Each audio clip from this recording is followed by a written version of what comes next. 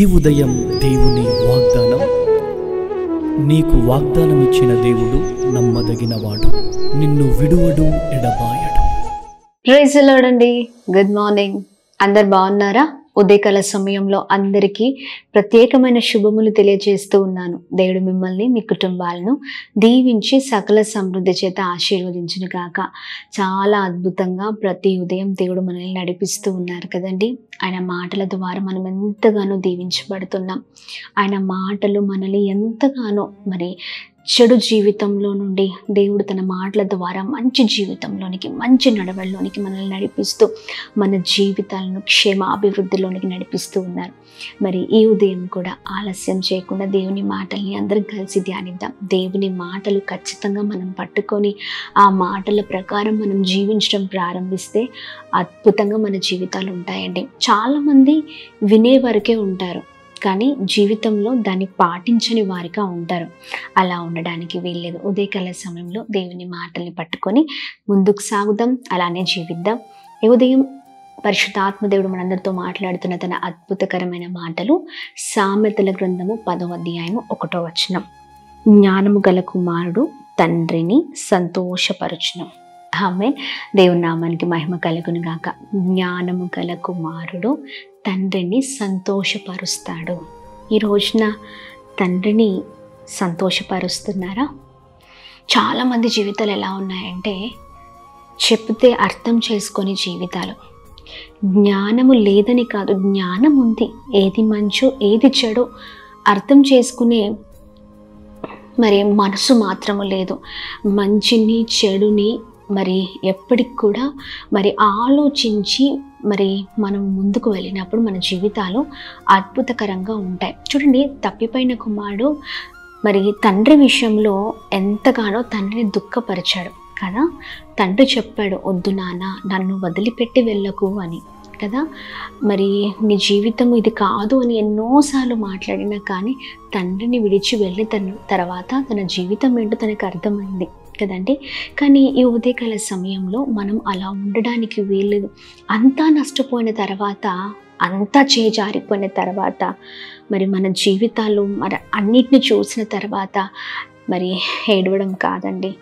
ఉదయకాల సమయంలో చూడండి, శారీరకంగా పుట్టిన తండ్రికి అలాగనే మన ఆత్మీయ తండ్రికి, మనల్ని సృజించిన తండ్రికి, మన దేవుడికి మనము నమ్మకంగా ఉండాలి, సంతోషపెట్టే వారిగా ఉండాలి.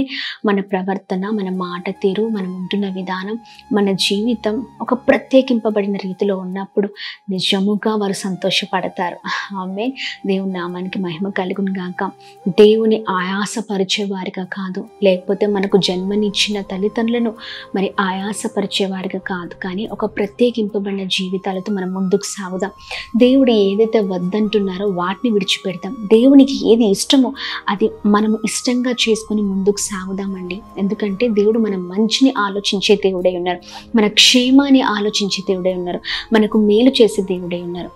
ఉదయకాల సమయంలో దేవుడు మాట్లాడుతుండగా, ఒకవేళ ఏ విషయంలో తండ్రిని ఆయాసపరిచి ఉంటే తల్లిదండ్రులను వారి విషయాన్ని బట్టి ప్రార్థన, దేవుని సరి చేసుకుంటున్నాను నా జీవితాన్ని అని.